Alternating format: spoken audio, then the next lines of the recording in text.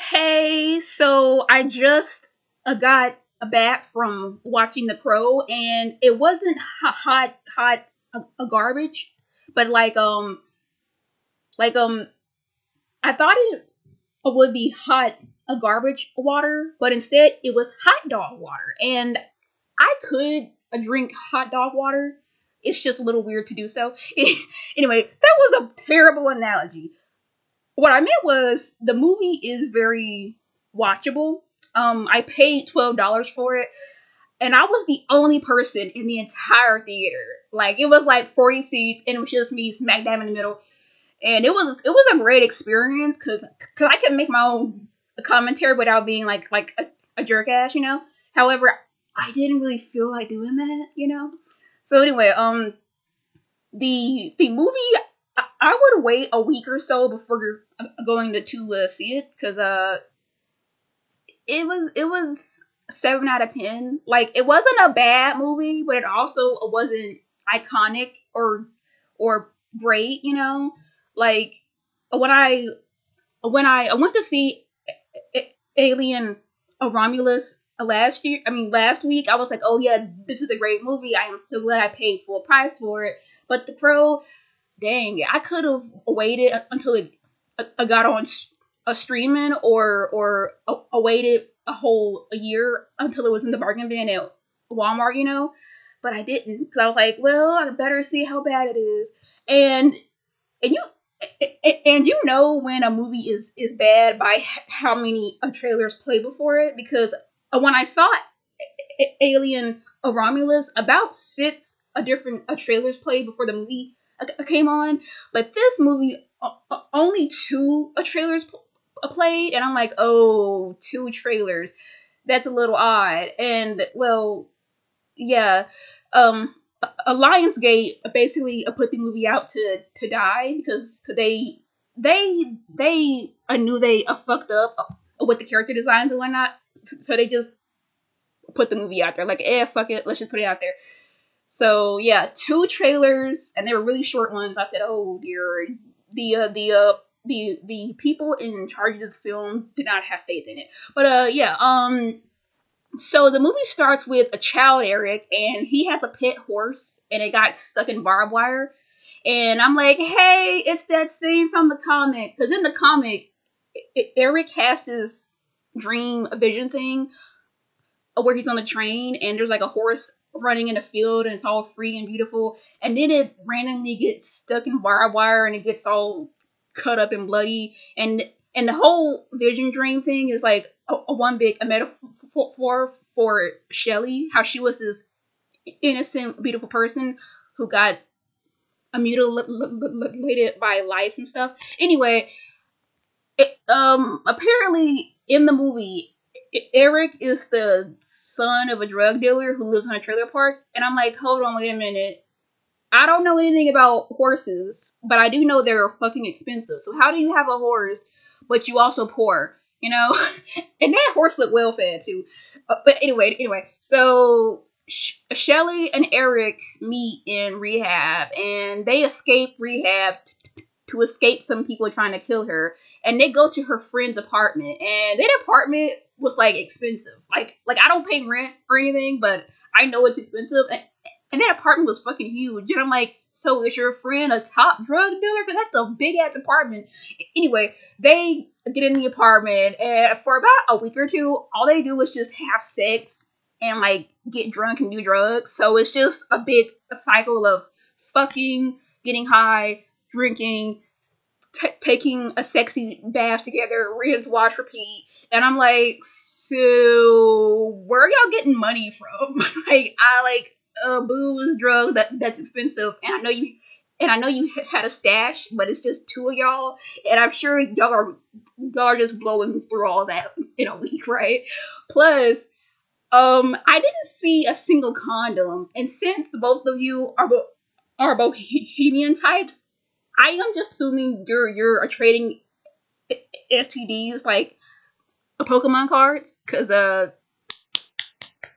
yeah, just constantly doing that, and I'm like, oh, okay, all right, hurry up. So anyway, the they go to his apartment again. How the fuck is he affording this place? So they go to his apartment, and then they go clubbing, and then they come back, and then the bad guys are choking out a Shelly with a plastic bag, and then they choke him out with the bag. He dies and comes back, and he's like, "What's going on? I don't know what's going on. Oh God, I'm so fucked up. Shelly, where are you, baby? You gotta find you."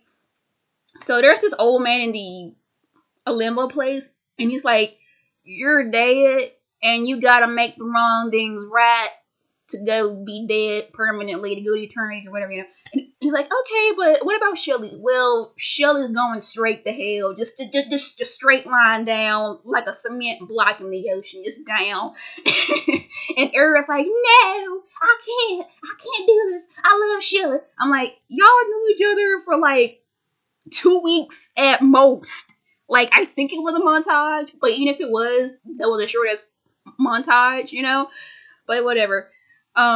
He's like, "My soul for her soul. I go to hell and she returns to life," or some shit. And I'm like, that's not how that works. That's not how any of that works. Like the whole purpose of the crow is to come back and kill the guys who wronged you, and then you go to the afterlife to be with your loved ones, you know? But because Shelly did bad things in her life, she's going straight to hell. So he's like, "I'll go to hell for her." And I'm like, okay, alright. Moving on. So they have a big fight scene with blood and guts. And the thing is, Eric can heal, but he feels pain still.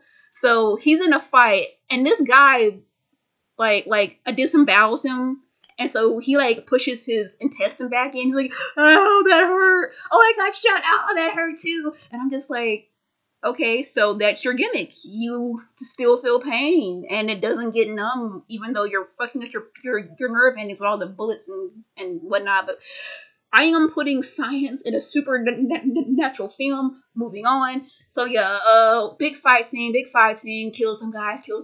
And the thing is, the bad guy of the film, he wants Eric to come to him so he can steal his immortality. Cause he's all like, "Oh, Eric can't die, and he doesn't have to pay for his immortality with souls. So I want him." And I'm like, hold up, wait a minute. If the bad guy wants Eric, then why doesn't he why is this movie 2 hours long? You want him to find you. He wants to find you. So why not have one of your bad guys go, "Hey, get in my car. I'm taking you to my boss."